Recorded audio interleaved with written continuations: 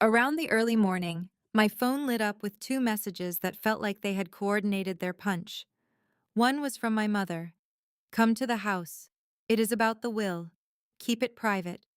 The other was from legal at my employer, a glossy fintech called Lumenquill Holdings.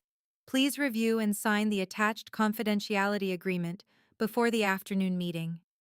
Two silencing documents in one day. A will clause and a corporate NDA. Different fonts, same intent. I was 26, an analyst who lived on spreadsheet confidence and iced coffee optimism. I had also grown up inside a family that treated money like weather. Always there, always discussed, always used to explain why someone deserved more. My family owned Mary Bright Foods, a regional supplier that made everything from bottled sauces to meal kits. The business was the family religion, and my uncle Ronan was the high priest. His son Kellen was the protected one, the golden boy who could burn the kitchen down and still be praised for testing heat tolerance. I parked at my parents' place and walked into a living room staged like a negotiation. My Aunt Della sat upright, lips pressed. My cousins clustered like a jury. Ronan had the calm smile of a man who had never paid a consequence in cash. The attorney, Ms. Sato, slid a document toward me. Your grandmother made updates, she said. There is a confidentiality clause attached to your inheritance. Ronan leaned forward. It is simple, Jessamine. You inherit through the family trust. In exchange, you do not discuss internal business matters. No gossip, no scandal, no misunderstandings. I read the clause. It was not about privacy. It was about control. It forbade me from sharing any information that could reasonably damage the reputation of Mary Bright Foods or its principals, with any person, entity, or authority. Any authority. That phrase was a siren. Aunt Della watched me like she was watching her own exit door. What prompted this? I asked. Ms. Sato cleared her throat. There were concerns about statements made outside the family. Ronan said, We are protecting what your grandmother built. I nodded, then asked the question I use at work when someone tries to hand me a grenade with a ribbon. What is the intent of this clause? Silence. Then Kellen laughed softly, like I had asked whether gravity was optional. The intent, Ronan said, is loyalty. Loyalty is what people demand when they cannot justify their behavior. My mother pulled me aside in the kitchen. Just sign it, she whispered. Your student loans, your future, your peace. You can do a lot of good with that money. My peace cannot be purchased with a gag order, I said, and surprised myself with how calm I sounded. Then my phone buzzed again. A calendar invite from Lumenquill, vendor integrity review, confidential. I worked on third-party risk, vendors, contracts, payment flows, the boring stuff that keeps companies alive and out of court. The week before, I had flagged a pattern. Repeated micropayments to a consulting firm called Kestrel Rook Advisory, always just under the approval threshold, always attached to urgent invoices, always routed through the same internal requester. The requester was my manager, Brett Lasker, a man who believed leadership meant speaking louder than everyone else. I had asked for backup documentation. He had replied with a smile, Do not make this difficult, Jess. Now legal wanted me to sign an NDA before a meeting about that very topic. Back in the living room, Ronan tapped the will clause. Do the right thing. I looked at the words again.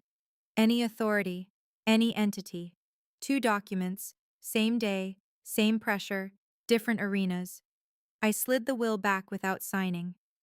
I need independent counsel, I said. Ronan's smile held, but his eyes sharpened. Counsel for what? You are family. At Lumenquill, I had learned a rule that applies everywhere. If someone is offended by your need for clarity, they benefit from your confusion. I am still getting counsel, I said. When I walked out, my mother followed me to the door. Her voice cracked. Do not blow up the family. I put my hand on the doorframe, feeling the weight of every unspoken bargain in that house. I am not blowing it up, I said. I am refusing to be buried in it. In my car, I opened the corporate NDA. It was sleek, short, and dangerously vague.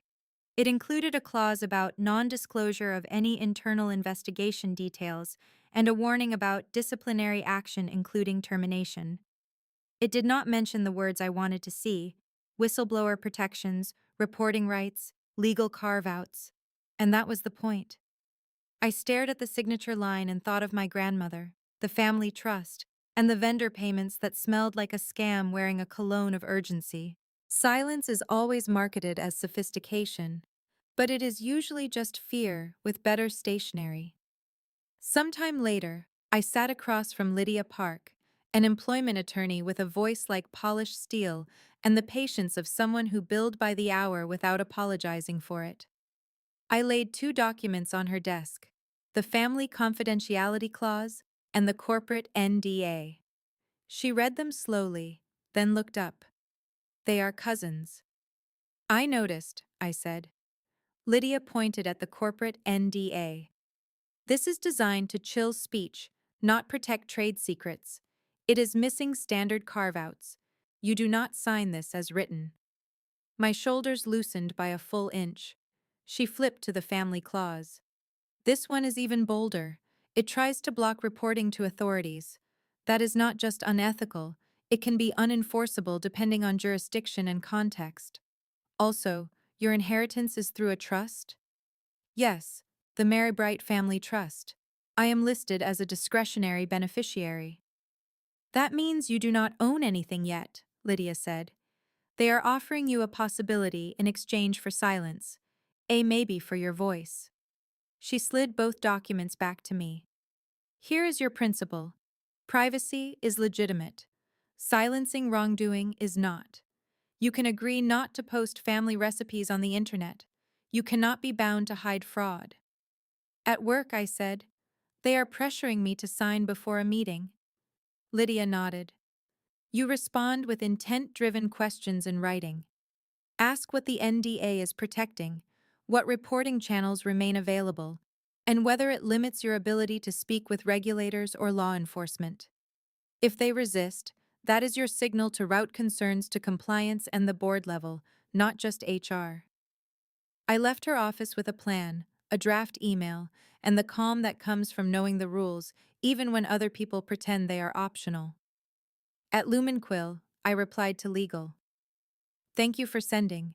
Before signing, please confirm the intent and scope. Specifically, does this agreement restrict my ability to raise concerns to compliance, HR, internal audit, outside counsel, or any government agency? Please provide the standard carve-outs for protected disclosures and legal reporting." I did not accuse. I did not threaten. I asked questions that forced them to choose between honesty and exposure. Within minutes, Brett appeared at my desk, carrying charm like a weapon. "Jess," he said softly, "legal is busy. Sign it so we can get through the meeting." "I cannot sign without clarity," I said. "I asked for scope confirmation." His smile tightened. "You are overthinking." Overthinking is what people call thinking when it disrupts their agenda. Around the late morning, legal responded. The email was polite, evasive, and full of phrases like standard practice and internal confidentiality expectations.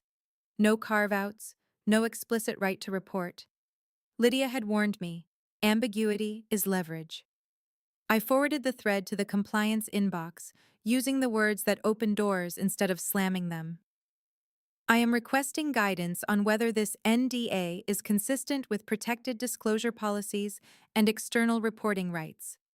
I have concerns about vendor payment structuring and documentation gaps related to Kestrel Rook advisory." Then I did the second part of the maneuver. I logged the vendor pattern in the third-party risk system with attachment evidence and a date-stamped narrative. Calm, factual, boring in the most powerful way. Brett cornered me near the conference room. "You are making this personal." "Actually," I said, "I am making it procedural." He blinked. The meeting began. Legal presented a slide deck about confidentiality, reputational risk, and the importance of internal alignment. It was a lullaby for executives, and a muzzle for everyone else. Then they asked me to summarize my vendor concerns, on the record, in front of Brett. I smiled politely and said, I am happy to summarize based on documented evidence already logged with compliance. I will not discuss investigation details outside approved channels without standard carve-outs. I also recommend internal audit review because the payments appear structured to avoid approval thresholds. The room fell quiet. Not angry quiet, interested quiet. Legal shifted in their chair. Brett stared at me like I had swapped his coffee with decaf. After the meeting, the head of compliance, Asha Benitez, asked me to step into her office. She was in her 40s, elegant, and looked like she had ended more careers with a raised eyebrow than I had ended arguments with spreadsheets. Thank you for routing this correctly, she said. Now tell me everything you know, facts only. I did. I showed her the invoices, the threshold pattern, and the internal requester trail that led to Brett. I also mentioned carefully that Kestrel Rook Advisory had a contact name that made my stomach go cold. Kellen Rourke, my cousin. Golden boy. Family business heir apparent. Asha's expression did not change, but her voice dropped. Is there a family connection? Yes, I said. And there is a family clause trying to keep me quiet. That was the moment the two arenas collided, not in drama, but in governance. Asha opened a folder. We will involve internal audit and outside counsel. You will not be retaliated against for raising concerns. If anyone pressures you to sign anything that limits reporting rights, tell me immediately. Then she looked at me like she was handing me a key. Your role now is to keep clean records and stay calm. The process is your protection. Outside, my phone buzzed. A text from my Uncle Ronan. Family meeting tonight. Bring the will paperwork. We will finish this. I stared at the screen and almost laughed. They thought pressure worked because it had always worked. But I had counsel, compliance, and something stronger than fear. I had a process that did not care who your father was. The family meeting took place in my aunt's dining room, a room designed for celebrations but often used for sentencing. My relatives sat around the table like a board of directors with better jewelry and worse ethics. Ronan opened with warmth, which is how he liked to begin any control attempt. Jessamine, we all love you. We want you protected. Protection, in our family, meant obedience wrapped in concern. Kellen lounged in a chair, scrolling on his phone with the relaxed confidence of a man who believed consequences were for other people. Ms. Sato was there again, which meant this was not a family conversation. It was a transaction. Ronan tapped the confidentiality clause. Sign it. Then the trustees can release your distributions. Your grandmother wanted harmony. Harmony is not the same as silence, I said. My cousin Bryn snorted into her water glass. Bryn had married into the family and treated our drama like a streaming series. She was annoying, but her cynicism was occasionally useful. I placed my pen down without signing. I have counsel. I want to understand the intent and limits of this clause. Does it restrict reporting illegal activity to authorities? Ronan's voice stayed smooth. Nobody is reporting anything. There is nothing to report. Ms. Sato tried a softer angle. The clause is about discretion. Many families include confidentiality provisions. Discretion about private matters is reasonable, I said. A clause that blocks reporting wrongdoing is different. If the intent is privacy, the language should match privacy. This language targets authorities. Kellen finally looked up. You always have to be dramatic. I smiled. I have to be precise.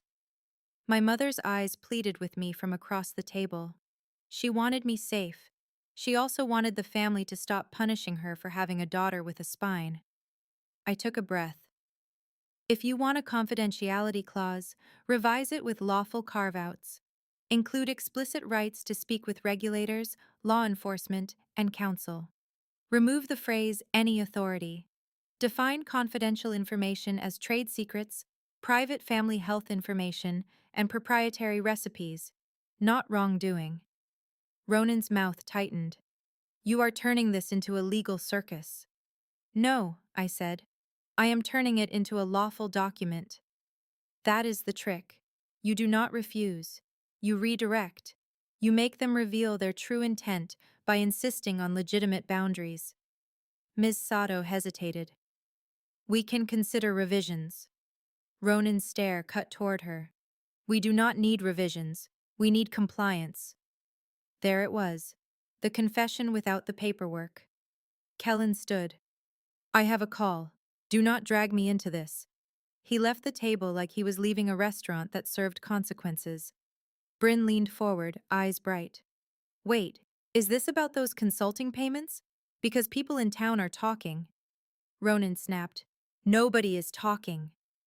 I watched my Aunt Della's face. She flinched at the word payments. Not fear, not surprise. Recognition. After the meeting, Della cornered me in the hallway. She spoke fast, like she was trying to outrun her own bravery. Kellen has been using Maribride accounts like a personal bank, she whispered. Ronan covers it. Your grandmother suspected. That is why the clause is there, to stop anyone from going outside the family. My stomach turned cold and steady. Did you know about Kestrel Rook Advisory? I asked. Della nodded, eyes glossy. A shell. He sends invoices. Ronan signs. They call it consulting, but it is siphoning. Why did nobody stop it? She laughed once, bitter. Because Ronan is the business, and the trustees are his friends. Then she touched my arm. Your grandmother also changed something else. A letter. Not part of the will. A separate instruction. Ronan hid it. I saw it in her desk before she passed. My heartbeat thudded. What did it say? It named you, Della said. It said you were the one who would do the right thing when the others could not. I swallowed hard. Do you have it? I copied it, she whispered. I was scared, but I kept it. Back in my car, I called Lydia, then Asha at compliance. Lydia was crisp. Do not sign anything. We request the trust documents, trustee communications, and the full estate plan. If there is undue influence or concealment, there are remedies. You will also protect yourself by keeping your reporting separate. Family issues through estate counsel, corporate issues through compliance. Asha was equally calm. We have opened a formal investigation. Internal audit is pulling payment records and email trails. Outside counsel is engaged. If your cousin is involved, do not confront him. Let the process work. I leaned my head back against the seat and stared at the ceiling of my car, like it might offer a third option besides war and surrender. Then my phone buzzed again. A message from Brett. Do not discuss the vendor matter with anyone. Sign the NDA today. I screenshotted it, forwarded it to Asha, and saved it in my own records. Here is the part people do not teach women early enough. Revenge does not have to be loud. It can be a quiet escalation that turns their own rules into a trap. They wanted me silent, so I got louder in the only language that mattered. Documentation, counsel, compliance. The following days became a masterclass in how institutions protect themselves, which is sometimes the same as how they protect you if you know where to stand. At Lumenquill, Asha set boundaries immediately. All communication goes through compliance. No side meetings, no informal chats. Do not sign any additional agreements without review. She assigned an internal audit lead, Marcus Iyer, who looked like he had been born holding a calculator. Marcus did not ask for my feelings. He asked for artifacts, emails, invoice metadata, approval logs. I gave him everything, neatly labeled. If you want to be believed, do not hand people a pile, hand them a map. Meanwhile, Lydia sent a formal request to the trustees of the Mary Bright Family Trust for the complete estate plan, trust accounting, and any amendments. She also requested copies of correspondence between Ronan and the trustees around the time of my grandmother's decline. Ronan responded the way powerful people respond when their power is threatened. He tried to redefine the conflict as a personal flaw in the challenger. I got a voicemail from him that evening. Jessamine, your ambition is poisoning your judgment. You are too young to understand how business works. I deleted nothing. I saved everything. Della delivered the copied letter from my grandmother in a plain envelope. The paper smelled faintly like her garden, the one place she had ever seemed truly free. The letter was not sentimental, it was strategic. My grandmother wrote about Mary Bright cash flow irregularities, her concerns about Kellen's consulting, and her fear that Ronan would use the trust to silence anyone who questioned it. She urged whoever found the letter to consult counsel and to separate privacy from the concealment of wrongdoing. It was like she had hired Lydia from beyond the grave. Lydia explained the landscape to me in terms I could repeat to anyone. Trusts can include confidentiality clauses, she said. Families can protect trade secrets. But no one can lawfully force you to conceal crimes. Also, if trustees are complicit or negligent, beneficiaries can petition for an accounting and removal. This is governance, not gossip. Governance. That word made my shoulders square. At work, the investigation moved quickly because the pattern was clean. Kestrel Rook invoices were consistently below approval thresholds. The descriptions were vague. The deliverables were non-existent. The internal requester was always Brett. The approver chain led to a senior director who trusted Brett's urgency. Outside counsel requested vendor registration data. Kestrel Rook Advisory had an address that turned out to be a mailbox service. The phone number routed to a disposable line. Then, the name of the signatory on the vendor onboarding documents appeared. Kellen Rourke.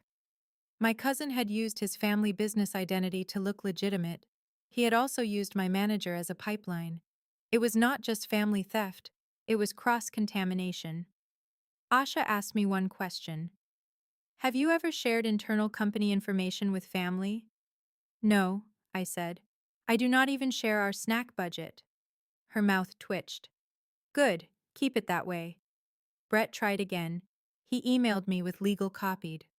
Jessamine, due to your involvement, you are required to maintain confidentiality. Please sign the NDA immediately. This time Asha replied before I could. Brett, per policy, employees are not required to sign separate NDAs to participate in an investigation. Retaliation and coercion are prohibited. Direct all requests through compliance. Watching her shut him down felt like watching a door lock from the inside. At home, Ronan escalated. He called my mother, then my father, then my older brother. He framed me as unstable, disloyal, career-obsessed, the family version of a defective product. My mother cried on my couch. He says you will ruin us. I handed her a tissue and spoke with the gentleness she deserved and the clarity she needed. Money with strings is control, I said. He is using the trust like a leash. If we accept that, we train him to keep pulling. She sniffed. But what about your inheritance? I would rather build my own life than rent one from him, I said. Then I showed her something Lydia had taught me to request, an accounting. Trustees must account, I said. If they refuse, that is information.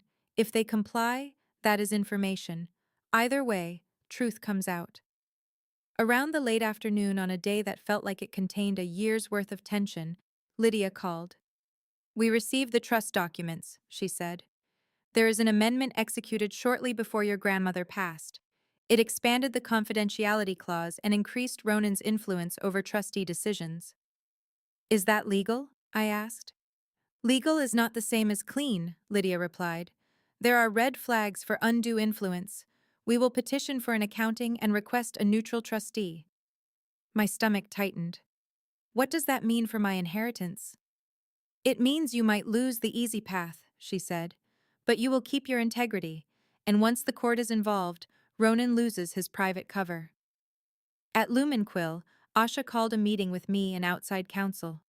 They thanked me for routing concerns properly and explained next steps: internal audit report, potential self-reporting obligations, vendor termination, disciplinary action. They also reminded me of my rights and protections. Then Asha said something that felt like a quiet revenge blessing. You did not let fear steer you, she said. That is rare. I thought of Ronan, of Kellen, of Brett. Men who bet on my silence like it was a guaranteed return. They had underestimated the market value of a woman who reads the fine print. The payoff did not arrive with fireworks. It arrived with letters, meetings, and the slow, satisfying click of accountability. At Lumenquill, the internal audit report was blunt. Kestrel Rook Advisory had billed for services that could not be substantiated. Payment approvals had been circumvented. Controls had been exploited. Brett was placed on leave pending investigation. The senior director who rubber-stamped urgency was reassigned, not as a punishment, but as a lesson written in org chart ink. Outside counsel recommended terminating the vendor and reviewing whether external reporting was required. Asha informed me they would notify the appropriate authorities if thresholds and facts met reporting obligations. She did not make it dramatic. She made it correct. Brett tried to call me from a blocked number. I did not answer. I did not need his voice. I had his email trail. Kestrel Rook was shut off. Accounts frozen. Vendor access revoked. When you cut oxygen, fires stop performing. Then the family side moved. Lydia filed a petition for trust accounting and trustee review, attaching my grandmother's letter as evidence of concern and intent. Della signed a declaration confirming the letter's existence and describing Ronan's control tactics. My mother, shaking, signed as well. Ronan reacted with outrage, then with bargaining. He invited me to a private conversation at Marybright headquarters, the building where my childhood had smelled like tomato sauce and pressure. I arrived with Lydia on speakerphone in my pocket and my boundaries on full display. Ronan sat in his office, hands folded. "We can resolve this internally," he said. "No need for court." "Court is not for drama," I replied. "It is for oversight." His eyes narrowed. "What do you want, Jessamine? A bigger share?" I almost laughed. He still believed every woman was motivated by a purse. "I want lawful governance," I said. "I want accounting. I want the trust to stop being used as a muzzle. And I want you to stop protecting Kellen by demanding silence from everyone else." Ronan leaned back. "Kellen made mistakes." "Mistakes are accidental," I said. "Invoices under thresholds are deliberate." He paused, then tried the oldest trick in the family book. "If you continue, you will be cut out. Your distributions will vanish. You will walk away with nothing." I looked at him steadily. "Then I will walk away with myself." That was the moment his power faltered. He had spent decades believing everyone had a price. He had never learned what to do when someone valued autonomy more than access. The court appointed a neutral fiduciary to conduct a preliminary review. Trustees who had always agreed with Ronan suddenly developed an interest in compliance. Funny how independence produces curiosity. The review uncovered what Della already knew. Marybright funds had been used to pay Kestrel Rook, and those payments correlated with Kellen's personal spending. The trust amendment was scrutinized. The circumstances around its execution raised enough concern that the judge ordered further investigation and restricted unilateral trustee actions. Ronan lost his private cover. He could no longer bury issues in family meetings and guilt. Kellen, cornered, tried to charm his way out. He called me, voice syrupy. "Jess," he said, "we are family. You are being dramatic. You could have come to me." "I did," I said calmly. "I came to the truth." He scoffed. "You are ruining everything over paperwork." I smiled to myself. Paperwork is how grown-ups keep thieves from calling it misunderstanding. At Lumenquill, the final compliance decision arrived. They referred the matter to appropriate authorities and cooperated fully. Brett resigned before termination, which is corporate for, "We are done here." Asha arranged a transfer for me to the internal audit liaison team, a role with more influence and less exposure to petty managers who confuse pressure with leadership. At Marybright, Kellen was removed from any financial authority. The neutral fiduciary demanded restitution efforts. Ronan was forced into a governance restructuring plan that included independent oversight and stricter internal controls. The family called it humiliation. I called it a beginning. My mother hugged me in my apartment hallway, holding on as if she had been waiting to exhale for years. "I thought money was safety," she whispered. "Money can build safety," I said, "but money with strings builds cages." In the end, I did not win by shouting. I won by refusing the false choice between silence and survival. I kept my integrity. I kept my career. I kept my name clean in a world that loves to dirty women who ask questions. And the protected relative, the one who had always been covered by family loyalty and corporate ambiguity, lost the one thing he needed most: cover. Because when the right process is triggered, charm does not matter, only facts do.